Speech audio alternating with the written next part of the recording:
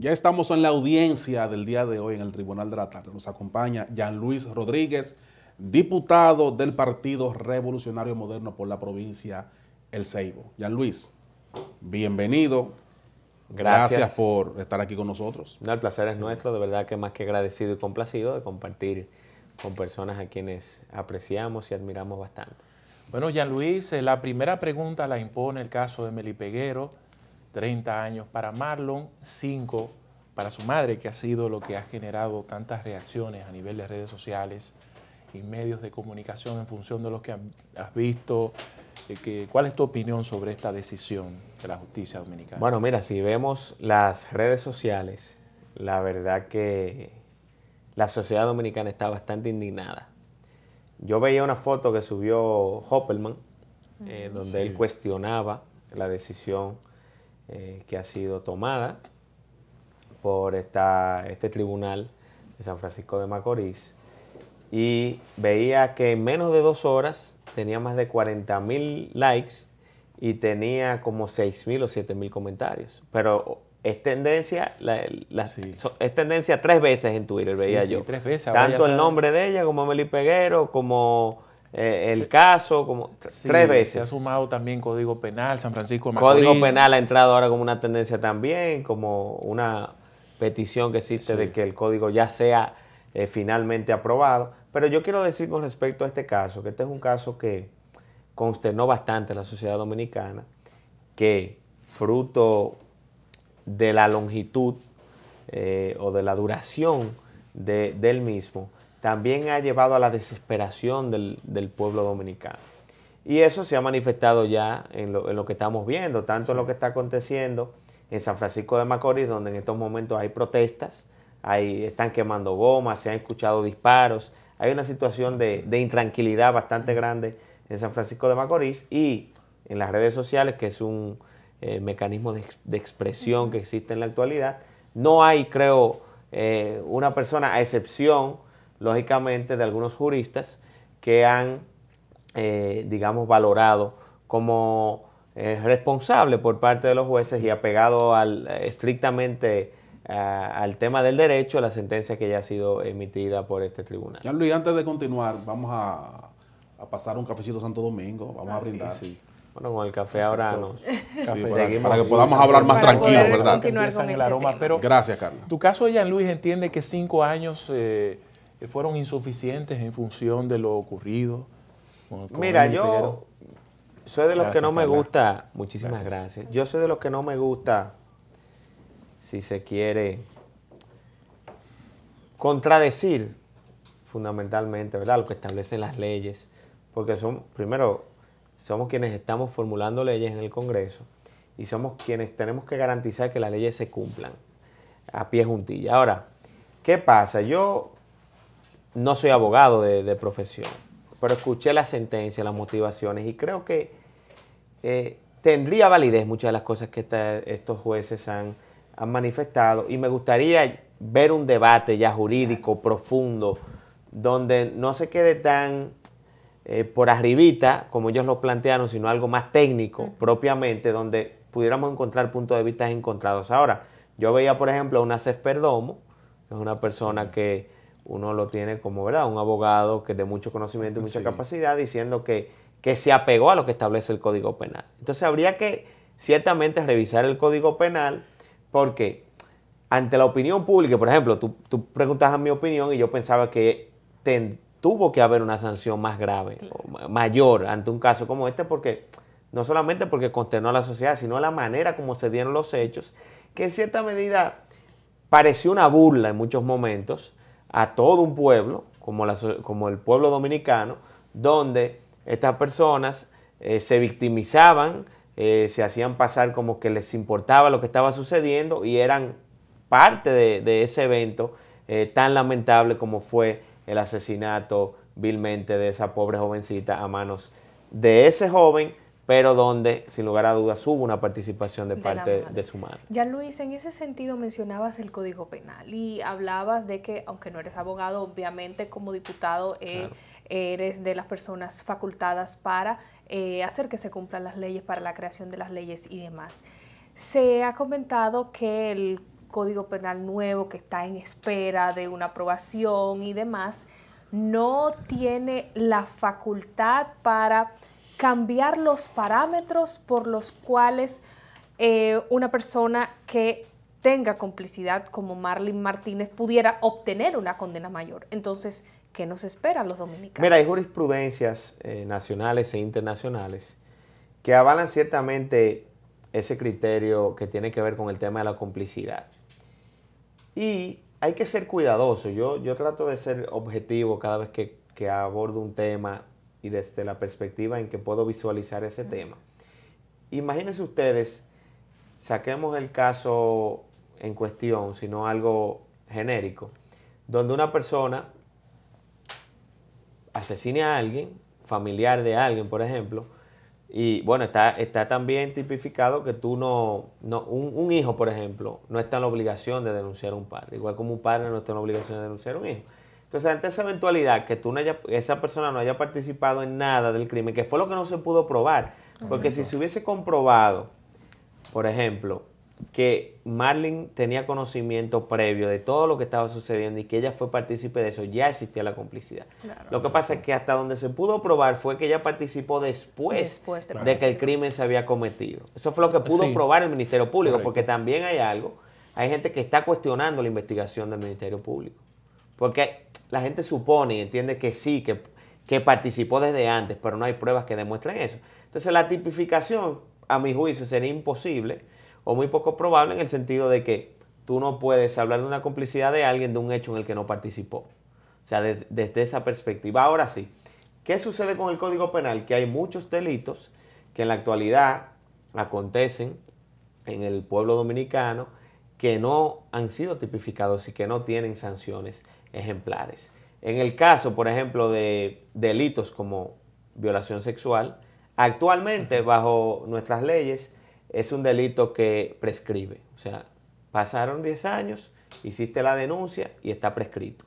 Automáticamente esa persona no puede ser condenada. En el nuevo Código Penal se está estableciendo, por ejemplo, la imprescriptibilidad del delito, de delitos Correcto. Como ese y otros delitos agraviantes también que existen. Por ejemplo, el autosecuestro.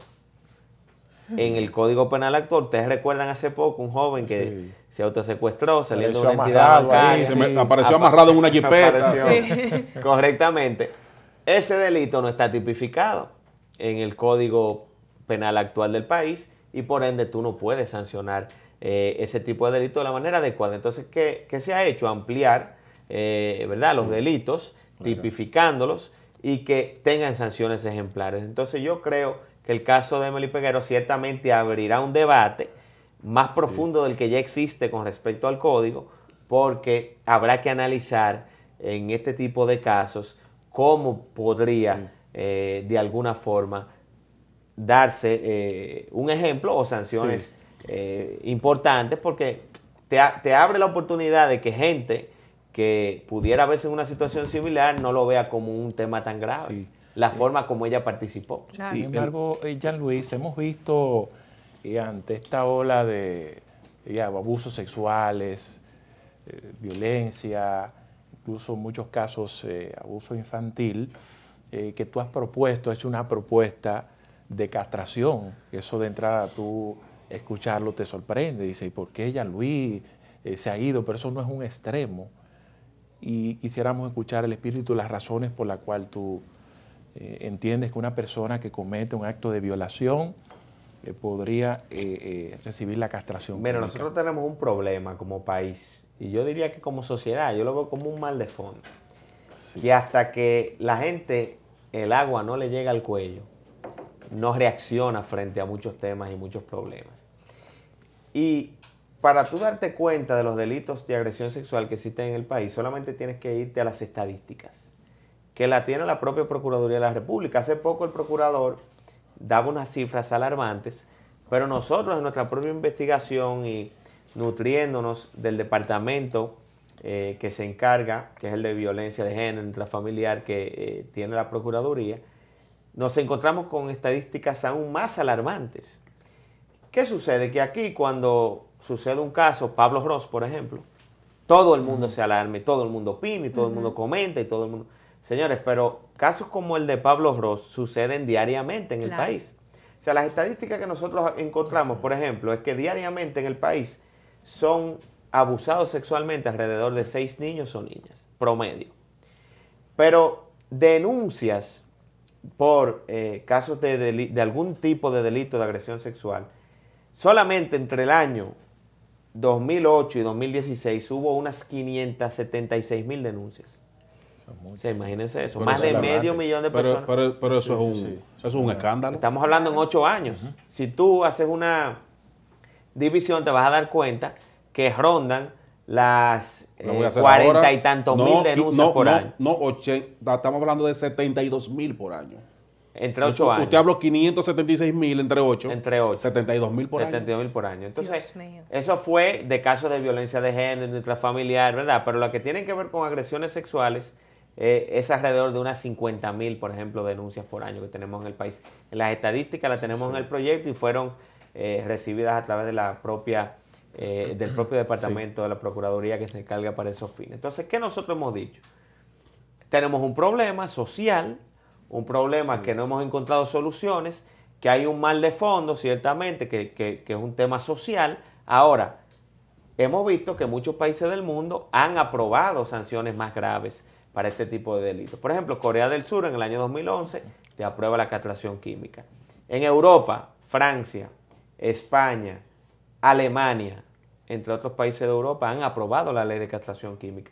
Ya en Latinoamérica tenemos ejemplos, como por ejemplo Perú, que recientemente el Congreso de Perú lo aprobó, Colombia, recientemente el Congreso de Colombia lo aprobó, y Argentina, que existe ya hace varios años. En Estados Unidos, por ejemplo, hay 2 estados que existe la ley de castración química. Era bueno, Jean Luisa, aclarar, porque sé que mucha gente interpreta castración al estilo Lorena Bobby, ¿verdad? Que es como simplemente cortar el miembro.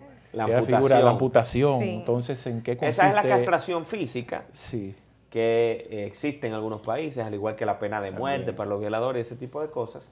Nosotros no hemos sido tan drásticos en ese sentido, sino que hemos establecido una figura que existe en otros países y que ha dado resultados en 3 vertientes. Pero déjame primero entrar en qué es el concepto de castración química. Se trata de un tratamiento hormonal que se administra mediante inyecciones, muy parecido, por ejemplo, a la planificación en el caso de la mujer, que son inyecciones que pueden ser mensuales, anuales, etcétera. Yo diría que es algo muy similar porque pueden dosificarse de igual forma. ¿Qué hace este medicamento? Que es de nombre Depo-Provera, un medicamento aprobado por la FDA, entre otras entidades que verifican que sea de consumo apto para el consumo humano. Este medicamento se utiliza también para pacientes con cáncer de próstata. O sea, también tiene un efecto positivo en pacientes con cáncer de próstata, pero en este caso, ¿qué es lo que hace el Depo-Provera? Que disminuye el nivel de testosterona en el hombre y automáticamente el hombre deja de sentir deseo sexual. O no levanta cabeza al hombre. No, porque ya cuando tú no tienes, tú puedes ver, en el caso de un hombre, vamos a ponerlo, una dama que te parece bonita, elegante, y tú tienes esos pensamientos, ¿verdad? Tienes el deseo cuando tus hormonas masculinas, que en el caso del hombre es la testosterona, vamos a decir la hormona más importante masculina en ese sentido, al estar suprimida o disminuida, vamos a decir en su máxima o mínima expresión, entonces el hombre no tendrá la oportunidad de, elevar la capacidad masculina. No levanta ni con una grúa. Ya, Luis, tenemos que ir a una pausa, pero cuando regresemos quisiera que hablemos sobre algunas críticas que se han hecho a este proyecto. Vamos a la pausa y retornamos.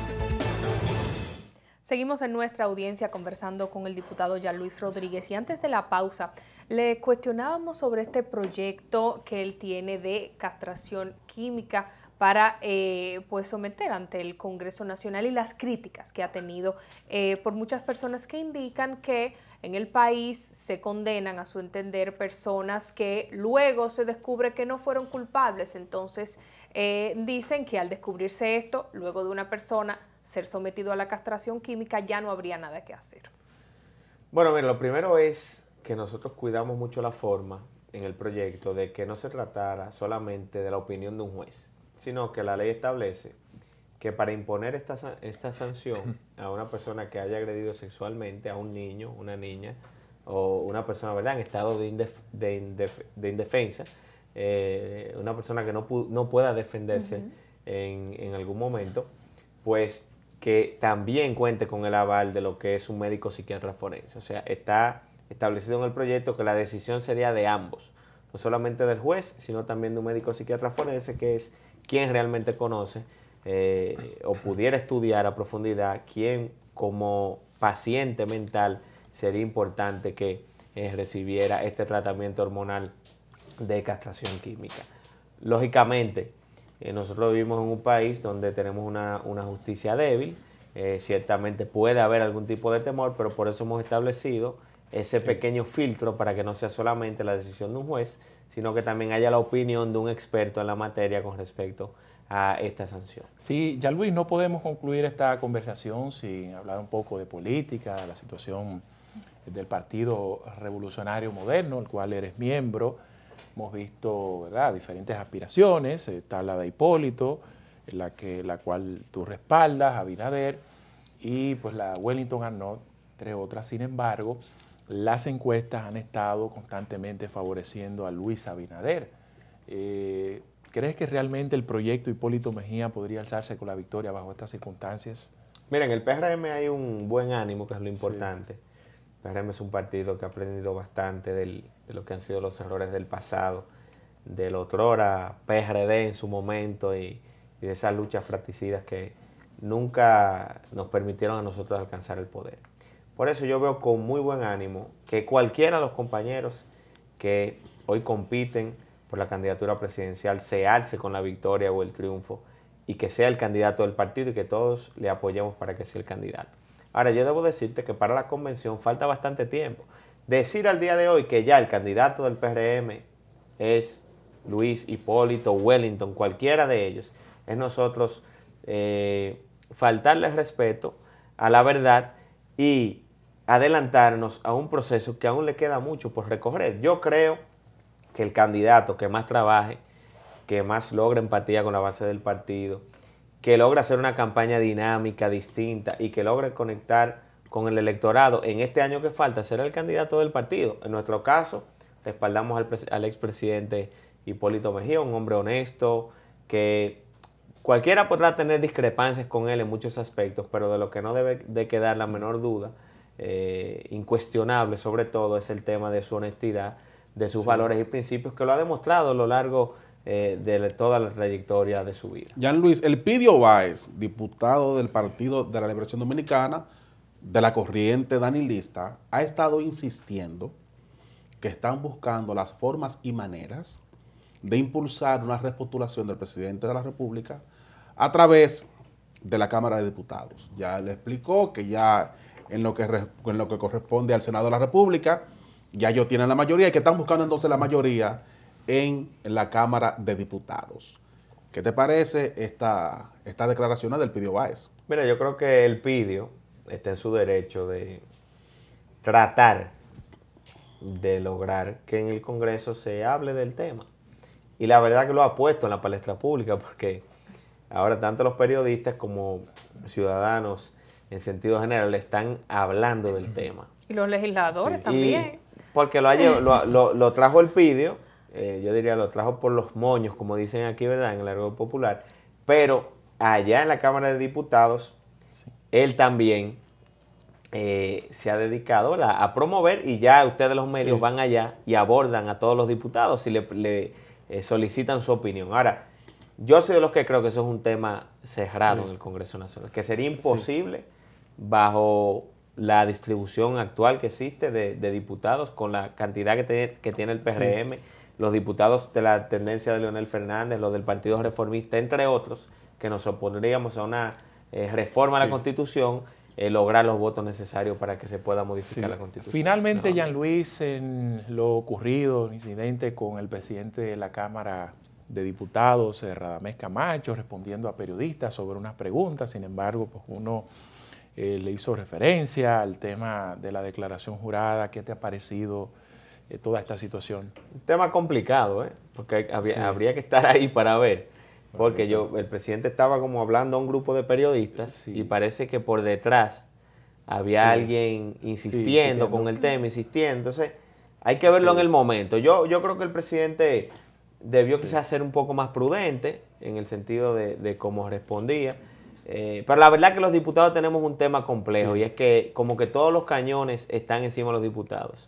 Y o sea, el diputado, lamentablemente, la Cámara de Diputados, que es exoneraciones, correctamente, etcétera, todo. Y es un tema penoso porque yo te lo digo, por lo menos en mi caso muy particular, yo trato de ser muy productivo. Estoy en el Congreso todos los días, de lunes a viernes, cuando no estoy en mi provincia.